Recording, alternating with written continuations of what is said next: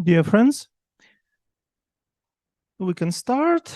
In our plan, we have a discussion on the topic, should we describe cryptic species of myxomycetes? I will do in the way that Martin did in the previous discussion. We'll show you some ideas, some arguments, and then we'll invite you to explain your position. So cryptic species are, of course, species which we cannot recognize by morphology, including micromorphology, including even SEM data. It doesn't mean that if you have two specimens of two different cryptic species, they look like twins. Normally not. Myxomycetes are sexual organisms, and therefore every individual has its unique genotype, and therefore its unique phenotype. The cryptic species, therefore, the number of twins among myxomycete individuals should not exceed the number of twins in humans, for example. Nevertheless, the inner species variation may be so wide that it will cover the difference between two cryptic species. For example, look at these three leucogallas. What of them will you put in one species and which to another? These two looks very similar, right? And this looks somewhat different. But if you do a molecular barcoding, you will find that these two are representatives of one branch, and this third one belongs to another branch. So inner species variation in this subgroup is wider than possible between species variation from this group to this group. And moreover, it could be possible to find a specimen of morphology like this here. Therefore, any character may overlap, and with this overlapping variability, it could be really impossible to distinguish two different species, which are really different. What other scientific communities do in such cases? These are phylogenetic trees of bacteria. And you see a lot of red dots, right? And these red dots are classes and phyla.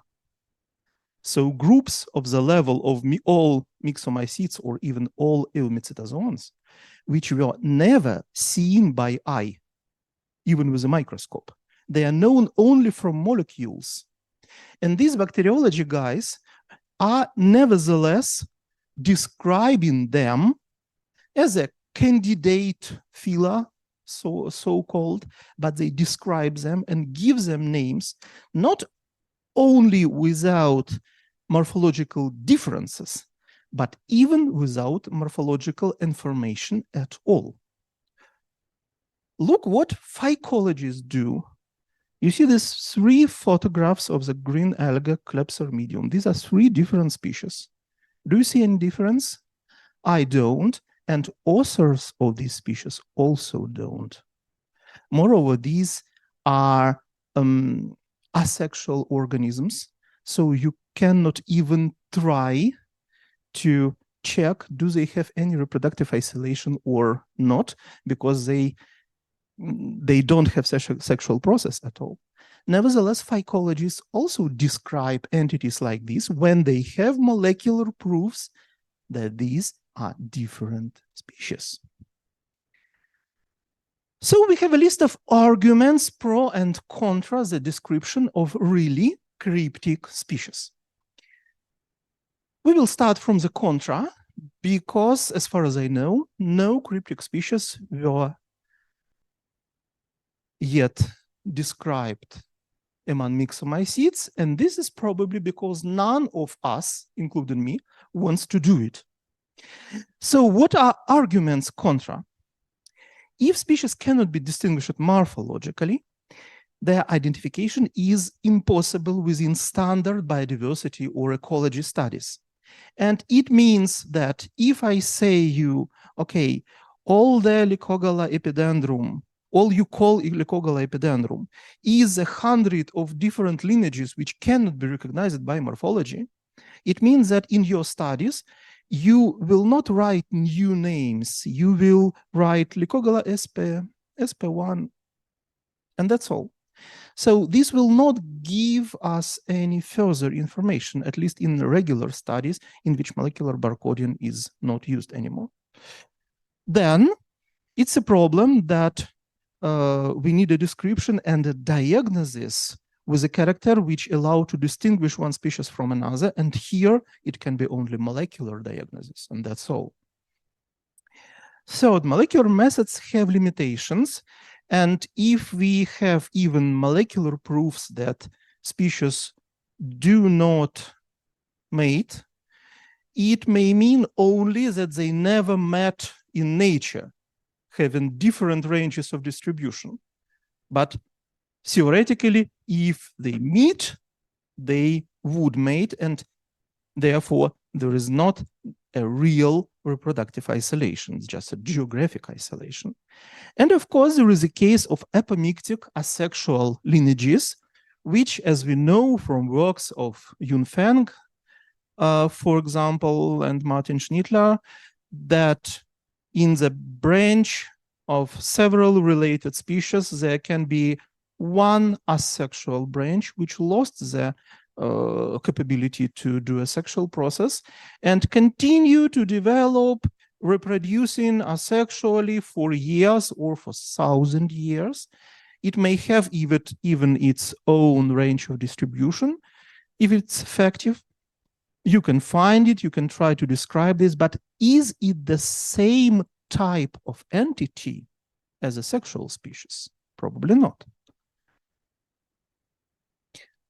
There are, however, arguments to describe really cryptic species. First, that they exist. And the purpose, the task of science is to describe reality, not only a convenient fraction of it. If we describe only species we like, we will form a considerable bias, and our science will become a kind of artistic cherry picking, you know, like collecting of those stones and shells on the sea bank which you like.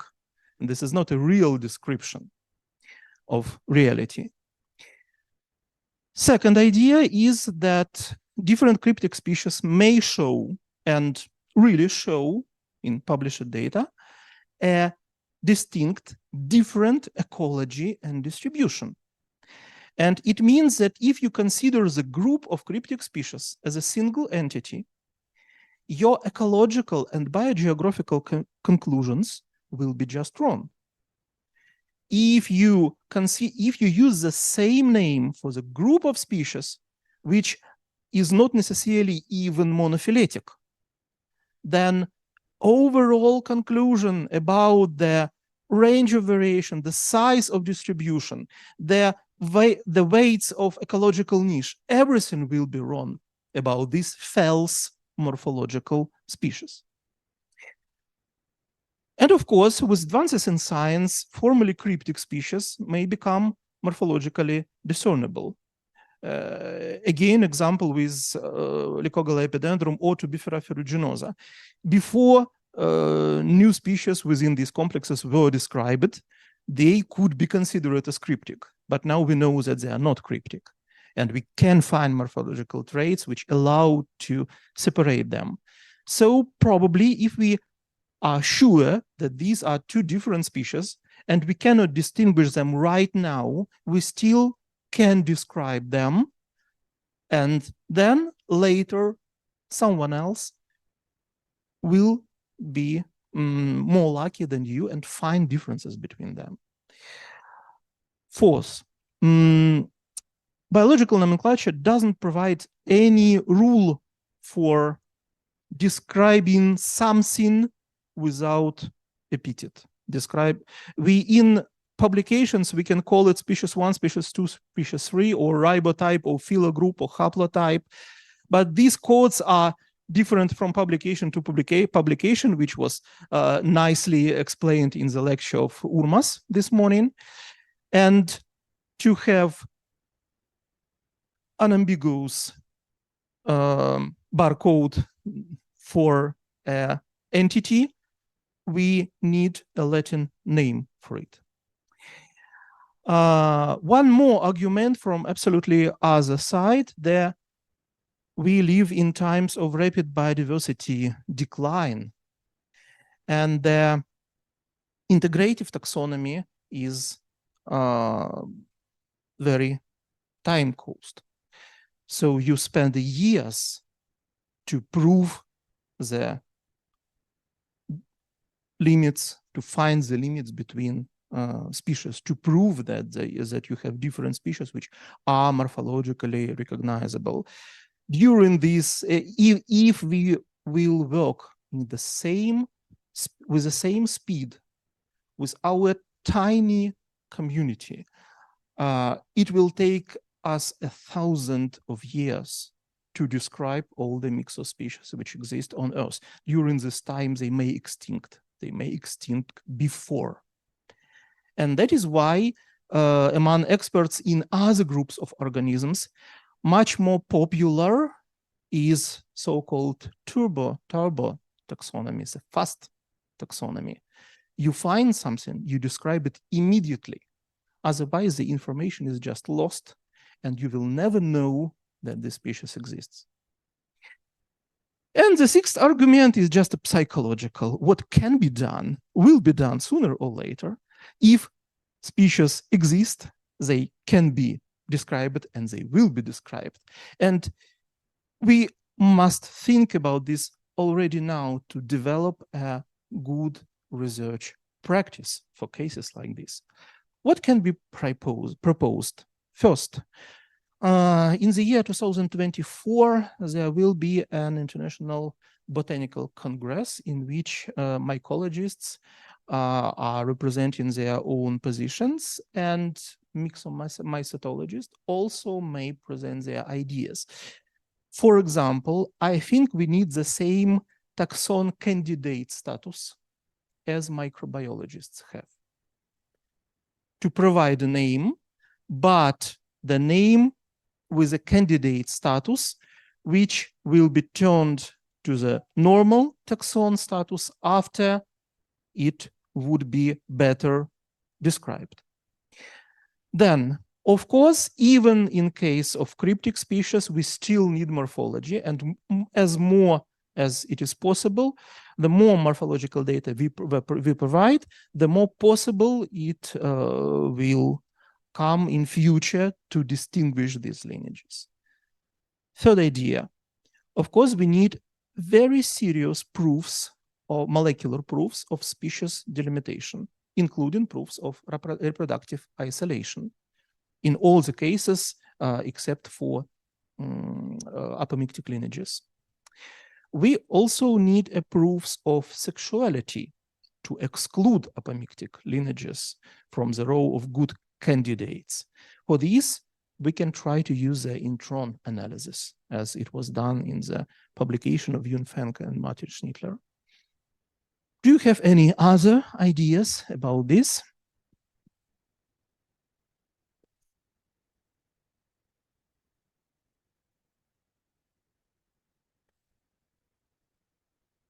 This is not maybe an idea, but the conclusion from the first discussion was that we would like to recommend for us, everybody, when describing the new species, we have to give at least 2 morphological characters. So if we said they are for this, we are against description of cryptic species then. So exactly. I think this is... Yes, you are right, of course. You are right, of course, because we go in the contradiction, but in most cases, species are still morphologically different, just because each of them has long enough evolutionary history to accumulate occasionally some traits which allow us to distinguish them.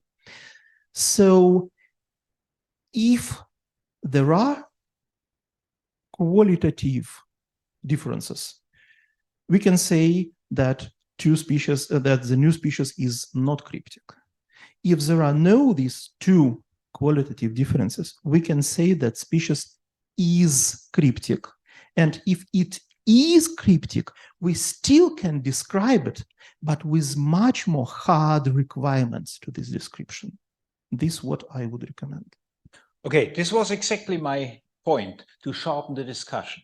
Let's think about species where we really find no morphological correlates of molecular differences. That is the point. So the leucogalas we have seen so beautifully yesterday are out of the game. Yeah. I can provide you the example of Trichia varia, where we have these three molecularly clearly defined species, cryptic species, of course, and nobody so far found morphological characters distinguishing them. What doesn't mean they do not exist, of course, that's the point. I still hope. So let's think along these lines, and then the point is a kind of practicability question. To name it with other words, should we give up the rule to find two independent morphological characters to describe a new species, and now I come with you, instead of it, as a make-up for if this rule is missed, introduce much harder characters for the molecular distinction? Or should we say, the confusion we cause with names of only molecularly distinguishable entities to the field community is so large that we say, no, that wouldn't help. At least I had not dared so far to describe truly cryptic species, I have to say. Or Dimitri came up with another, let's say, compromise between them. Should we attempt the same thing like the microbe people, names with candidate status, which would lead to the unfortunate situation that there might be a guy just downloading all the barcodes from GeneBank and giving all those barcodes a couple of names, hoping that a few of these barcodes, you talked about psychology, and that is psychology, that a few of these barcodes will turn out to be real species. That's also an unfortunate situation.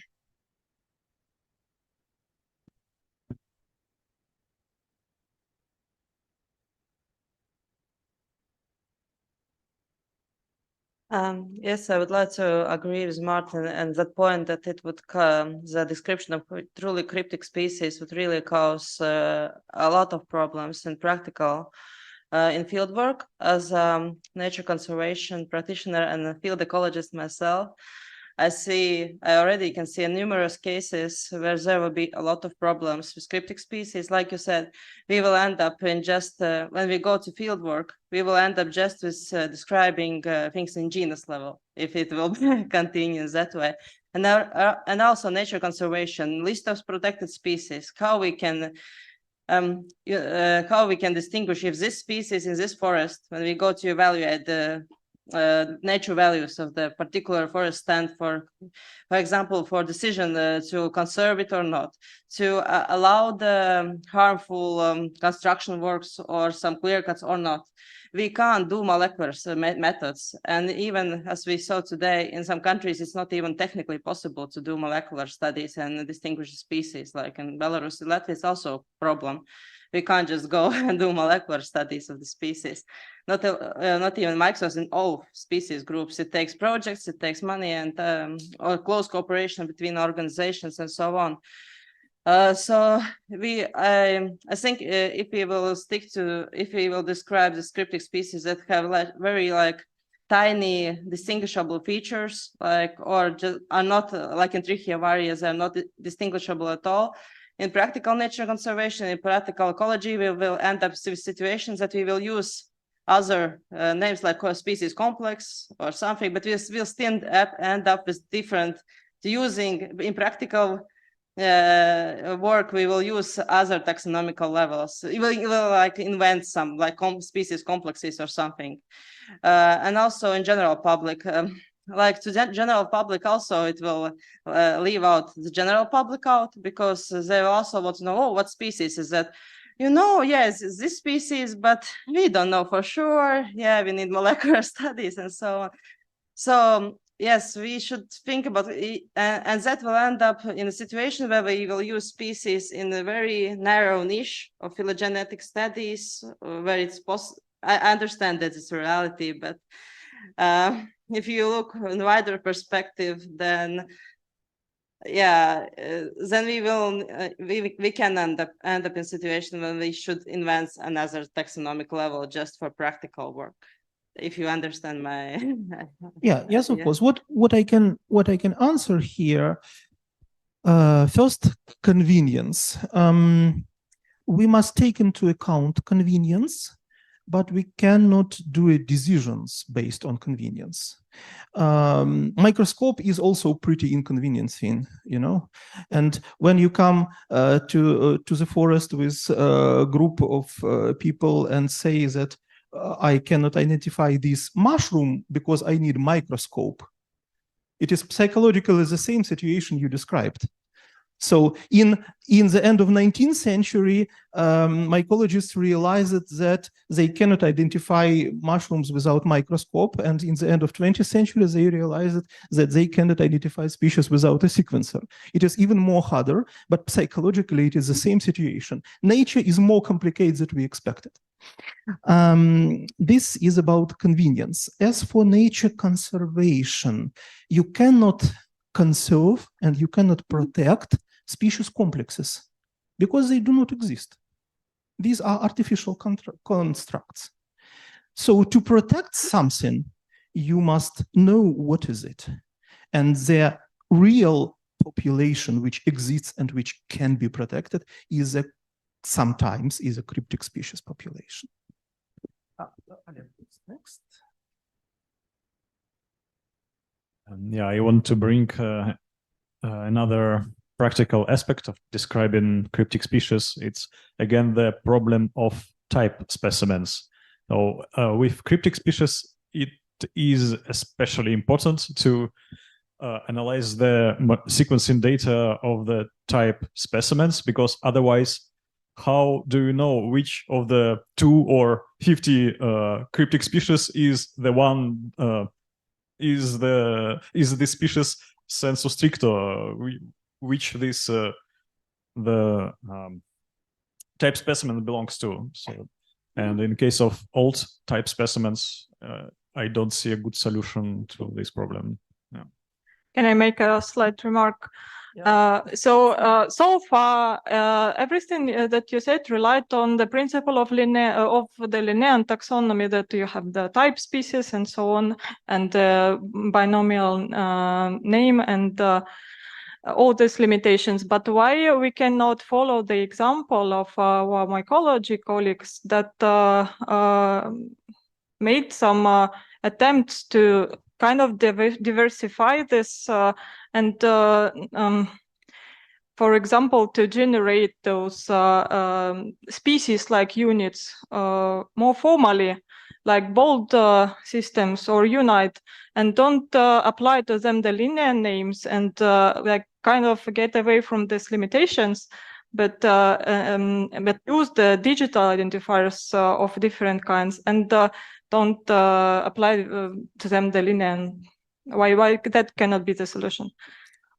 What is the difference between digits and the Latin word? I see no principal difference. So why giving them digital names, digital object identifiers is better than the Latin epithet? The Linnaean taxonomy systematics is linked to the type species. Yeah. And the snakes and all the code that is one way broad. And those digital identifiers, they don't have this limitation. They can accumulate more and more sequences and still be keep tracking of this. They are not one way. So more convenient.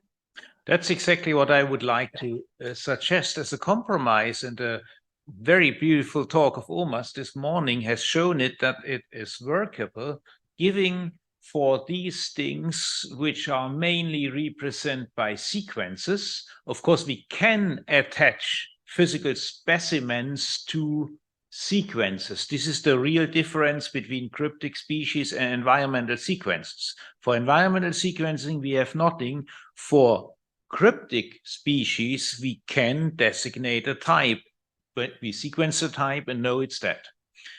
But psychologically, and I would here to back the practical argument from nature conservation a lot, it makes a real difference if you can find the species in nature with only least efforts. If you have to wait for a sequencer, it won't work. It is psychologically absolutely unpractical. And I would say it would even discredit nature conservation efforts. We have seen this little story with the red list of vascular plants in Germany.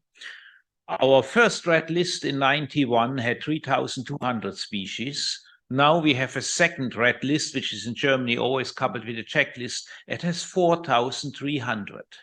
If we tell that to the politicians, and I have repeatedly witnessed it, they tell me crazy. Guys, you want to conserve species and now you have 1,000 more. How can you explain that? Okay, partly we explain it with neophytic plants, which indeed form 1/3 of this grow, but other 2/3 are apomictic species described by specialists from apomictic lineages. Okay, they are not cryptic, since you have 3 guys doing nothing but telling brambles apart, and they can tell you what it is, but all the other cannot.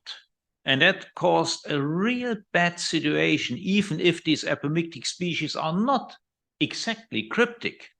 The guys can do that, the specialists, with lots of exercise. There are people doing nothing else. Yeah, they can do it, but still it's a rather unfortunate situation.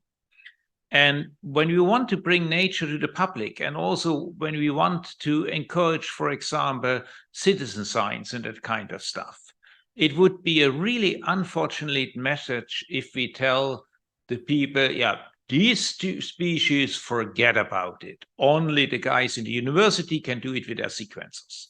That is not a really nice message we convey. And we as scientists should, I think, be modest enough to say, okay, we know these are different biological entities.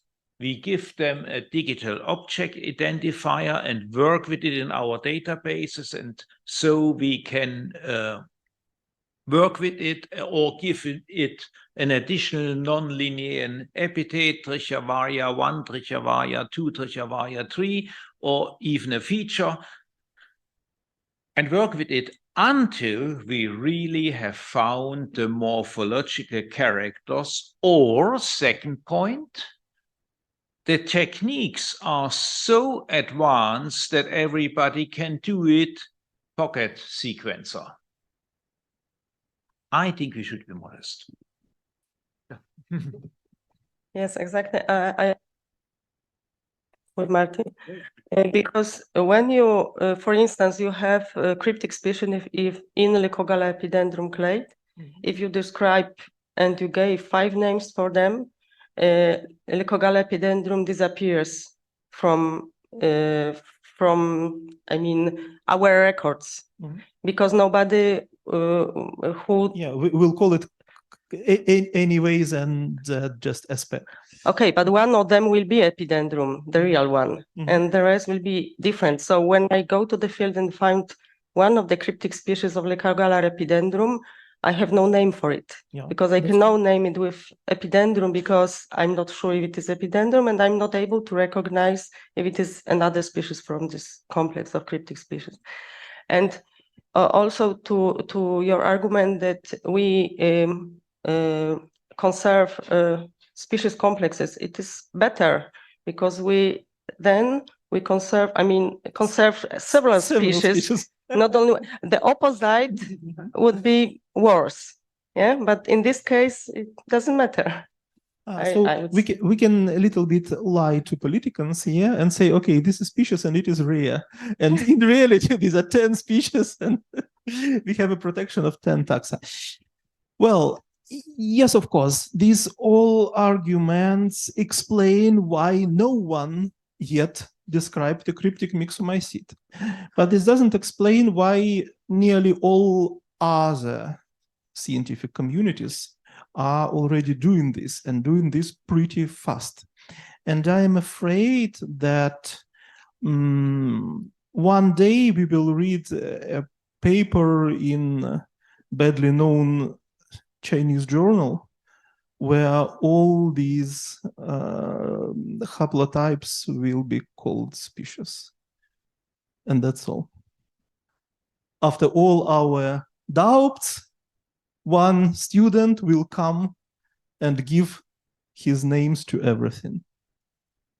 This may happen. Yeah, this is a matter of ethics, I think. So it is another problem.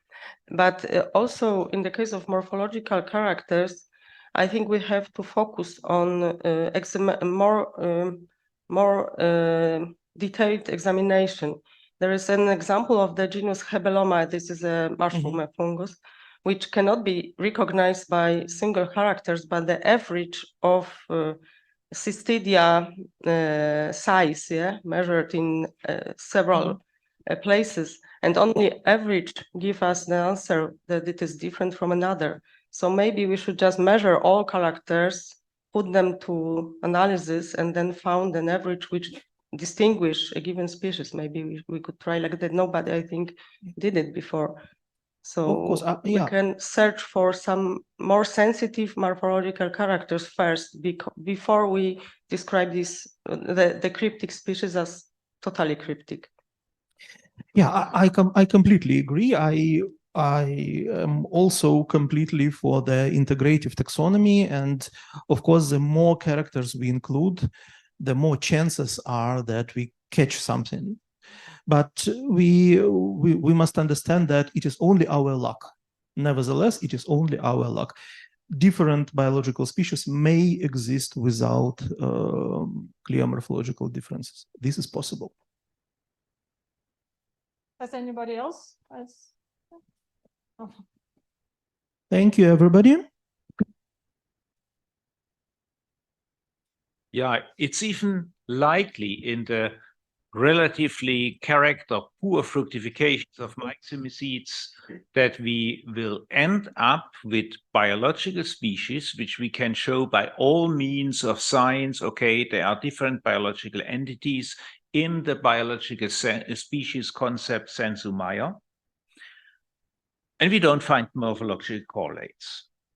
We could, for now, of course, rather easily, I think, psychologically counteract these kind of activities. Oh, let's just come up with names in advance before proving that by two things.